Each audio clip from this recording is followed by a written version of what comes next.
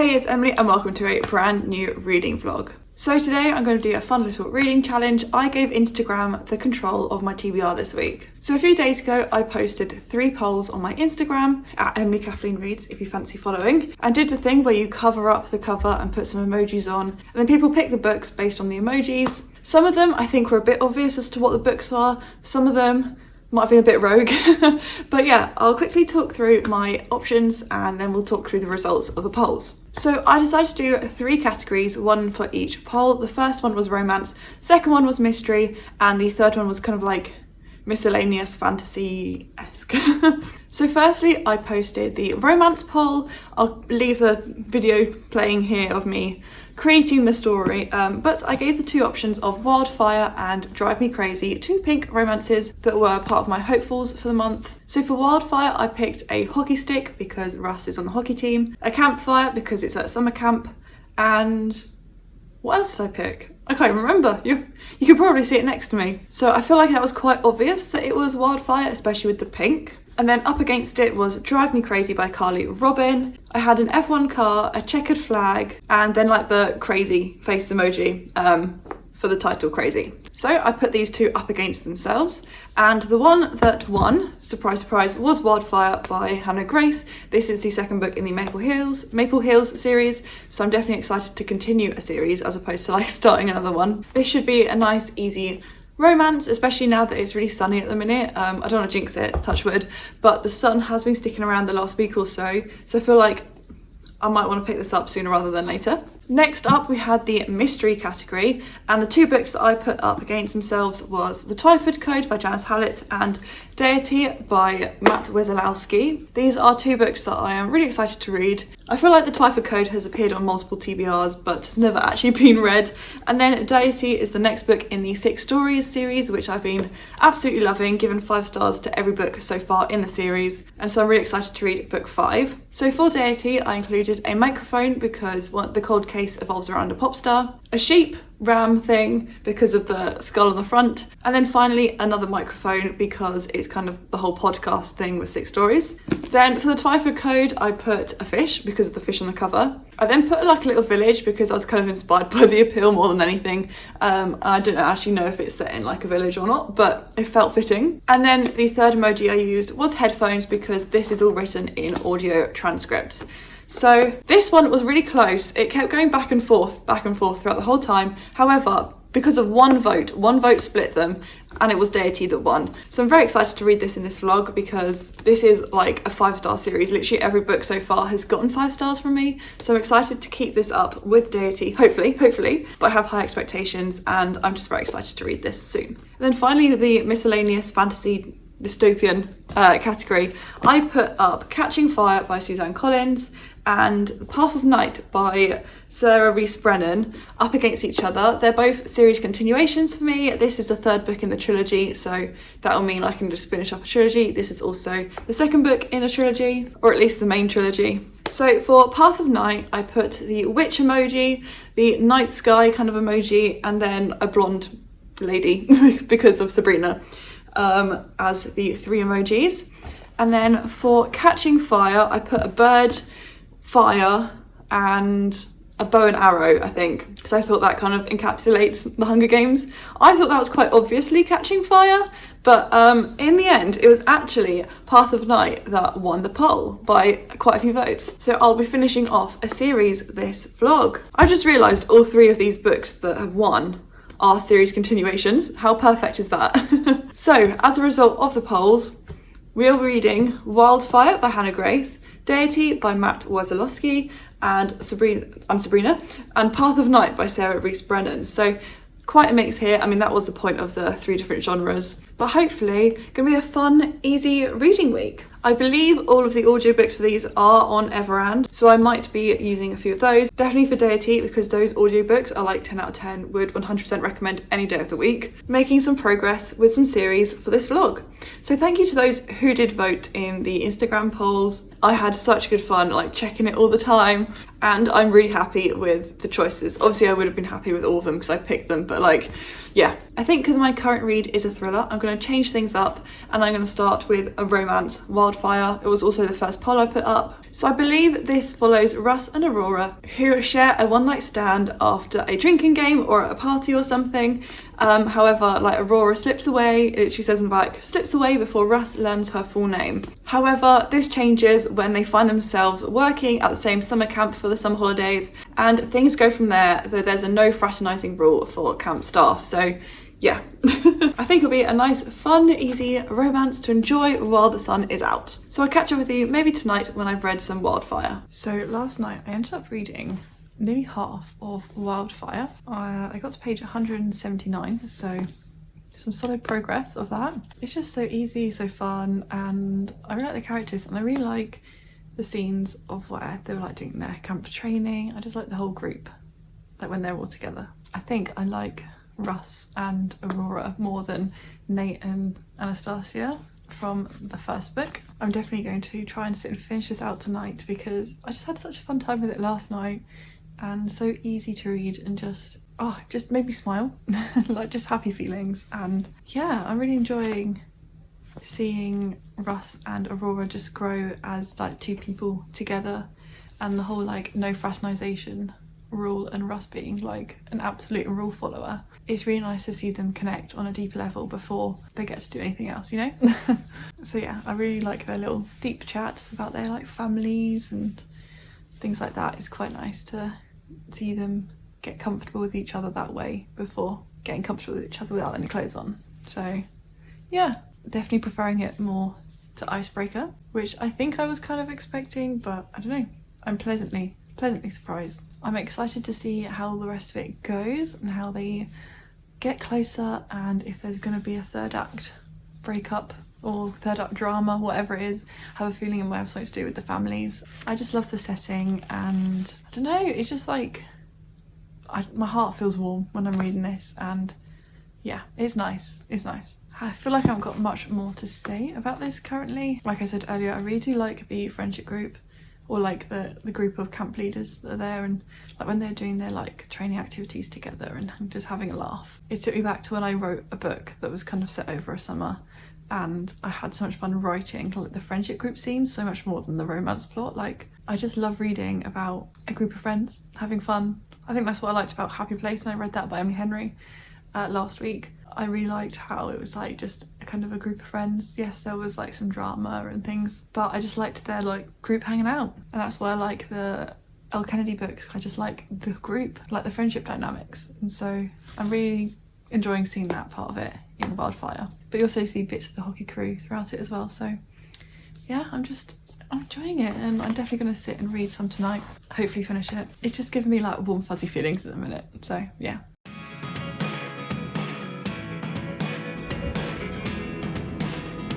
Nothing. I was thinking about messing with you, but I really stretch myself. I thought you would enjoy it. Look at me sometimes like all you want to do is run. Hear me out, hear me out. If all the things you never show, there are the things I want to know. Good morning, it's the next day, just before I head off into work, and I wanted to say that last night I did sit and finish Wildfire by Hannah Grace. This was obviously my romance pick for the week.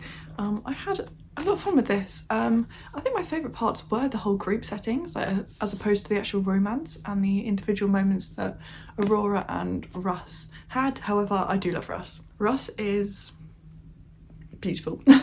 And I view him differently now, because in Icebreaker we kind of like, at least the impression I got of him was that he was this like kind of shy but kind of like young, naive hockey player that we didn't really get to know too much, but he was just a bit like young, silly, but also like shy. But then I don't know, we saw a different side to him in this book for sure, especially in those one-on-one moments. But I thought it was sweet, it was wholesome.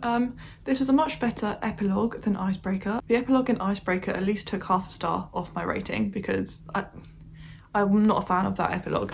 But this one was much nicer and much more wholesome, and I just love the character, like the whole group. Like that's what I really clung to in this, was like all the group moments for Russ's birthday, the talent show, and I thought it was really nicely done, like the whole ending. The third act drama, we'll say, happened really well, or like I thought the third act drama was done really well and wasn't over dramatic. It was kind of like fair, and it didn't last too long in my opinion, so definitely this is my favourite in the series so far. I know a lot of people love Daydream though, so looking forward to reading that hopefully soon to wrap up this trilogy. Is it a trilogy? Is there going to be any more? But yeah, I loved Russ. So yes, very happy I picked this, and thank you to everyone that voted for it in the poll because I really enjoyed it. So I read it in 2 days, which is something. Of course, then we're going to move on to our next read. I'm going to read the mystery book next, and that of course is Deity by Matt Wesolowski. This is book 5 in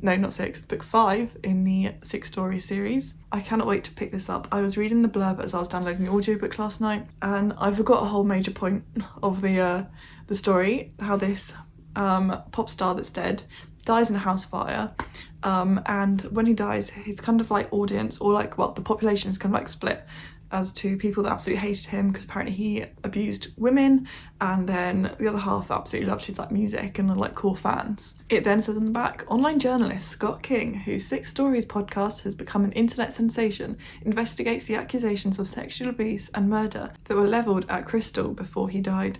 But as Scott begins to ask questions and rakes over old graves, some startling inconsistencies emerge. Was the fire at Crystal's remote home really an accident? Was he never officially charged? Are reports of a haunting really true? Dark, chillingly topical, and deeply thought-provoking, Deity is both an explosive, spine-chilling thriller and a startling look at how heroes can fall from grace and why we are willing to turn a blind eye to even the most heinous of crimes. I'm so excited to read this today. I'm actually buzzing for my lunch break to come along, and even though I'm in the office today, I will be shutting myself in the far corner and being like, don't talk to me. I'm so excited to pick this up. I hope it's a 5 stars as well, because literally the first 4 have been 5 stars. And that's never happened for a series for me before. Like, this series has been consistent for me. So, yeah. I need to run to the office now because I need to get petrol on the way. But I'll catch up with you later.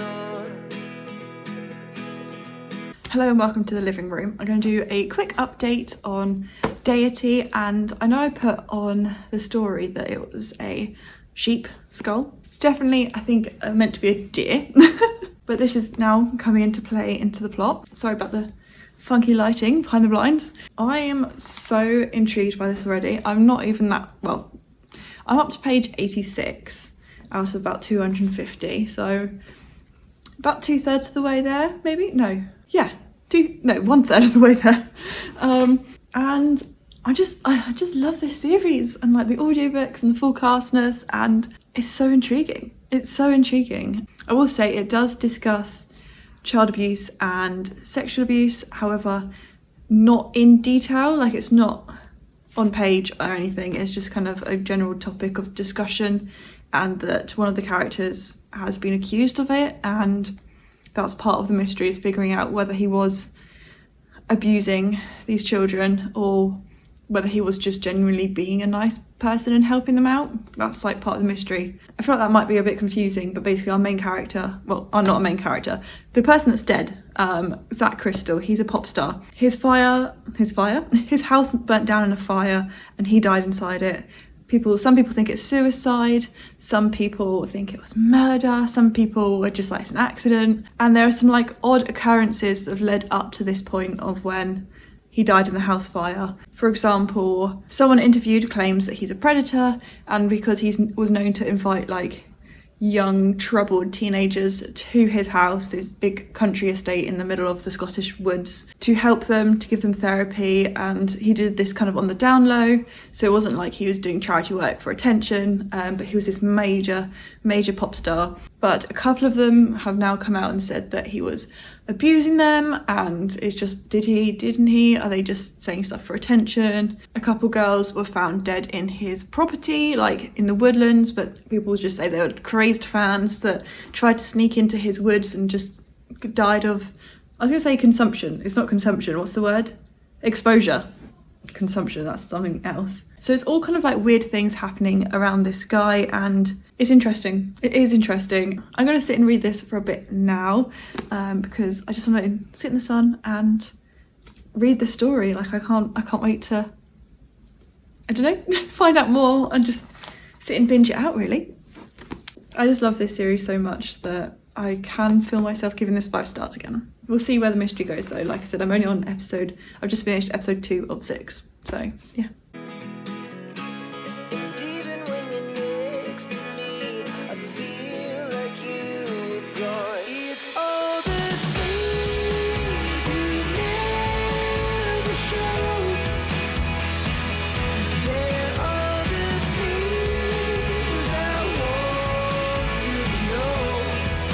There was a minor Easter egg, like a crossover between this and Hydra. There was a character that was featured quite heavily in that, and he's just been dropped in again. I am loving it. I'm going to try and sit and finish out these last like 90 pages. Loving it. It just like feels so real. He's like properly back. It's a return interviewer. This series, man. My heart belongs in this series. Good evening. So tonight I did some reading sprints on my channel, and I did in that first sprint finish Deity by Matt Wesolowski. I gave it 5 stars. Just gonna say it. This was incredible. I don't know how to describe it. I just felt like it just feels so real. Like I fully believe that I'm like listening to a true crime podcast and they're investigating true cases, and Scott King is a real person. It was done so well, and like the order of the interviews, and I think I put in a little clip of me last night when I was reading it, and a character from book 2 popped up again in this one, and I loved it. I will say trigger warnings do include child abuse. I think I said earlier that it's not on page, like it's not described, you don't see it's happening. It's just like a kind of constant discussion whether this pop star was a child abuser, or whether he was genuinely helping these young people out. It did have some interesting twists at the end that I didn't see coming. I don't know, it didn't have as many like bombshell twists right at the end. Like I found with the last one, Beast, there are a couple of like last minute, like oh my god, like on the last page. However, I still loved it. Like just because there weren't any bombshell twists right at the end doesn't take away from the major twists and just the perfection. My love for this series is just unmatched. Really, it is. I'm so sad that I only have one more. Like I'm actually gonna cry. this is just fantastic, and I need more from Matt Wesolowski. And it's just the way it's set up, the way each episode is formatted, it's just so clever, and it just makes me feel like I'm literally listening to a high production podcast and like the full cast. And I think Matt Wesolowski actually narrates one of the characters. I'm not sure which, but I heard in like the credits at the end it was like narrated by, and he was included. So yeah, and I love how each of them have like a semi-supernatural element to them. Like a Frithgast is featured in this, which is kind of like a kind of omen sort of thing. Like it's a deer-like creature that's kind of more skeletal than an actual deer, hence the cover. And some people in the book claim to see it, and then bad things happen. So it was interesting how that was played in, but you never really know if it's like real.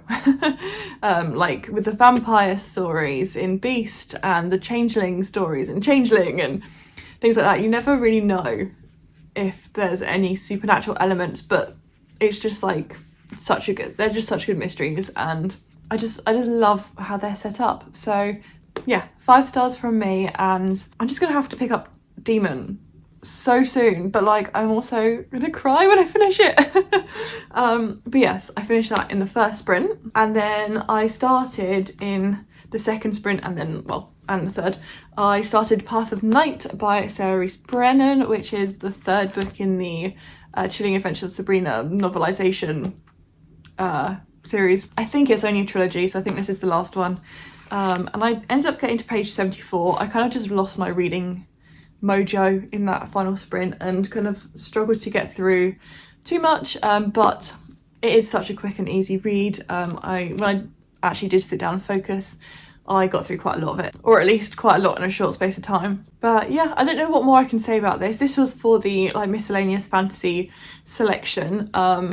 This is obviously a third in a series, and it gives spoilers for the TV show as well as the first 2 books, so I can't really go into too much detail as to what happens in this book or where it starts. It was nice because I haven't watched the TV show in a long time. I never finished season 4, but me and my friend used to, in like the lockdowns, we would have like Netflix parties, and we'd watch like an episode or 2 a night of this show, and then we just kind of, as lockdown ended, stopped doing it, and we were on different sides of the country, so yeah. But it makes me want to go back and finish season 4. I'll try and describe the plot without giving any spoilers. At the end of the last book, stuff happened with Sabrina's boyfriend to do with Satan, and they're trying to like sort it out. I feel like I can say that. I think tomorrow I'm going to try and finish the rest of the book. It's not a long one, and like I said, once I actually sit down and read it, it's quite easy to get to. But I'll give more of an update when I'm a bit further the way through.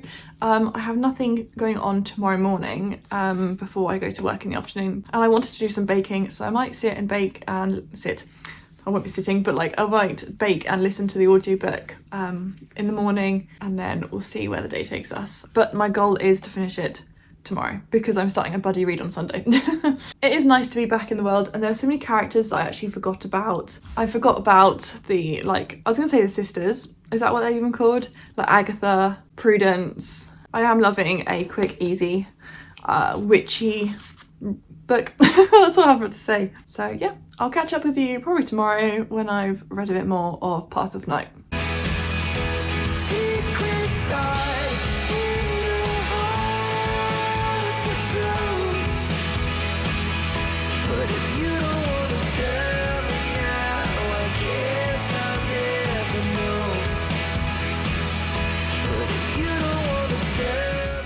Hello, so apologies for not doing another mid-book update. However, today I did finish Path of Night. It's now the following Monday, so my reading plans for the weekend didn't quite go to plan. My plans were a bit up in the air, I don't know, unsettled. So because of that, I couldn't read as much as I wanted to.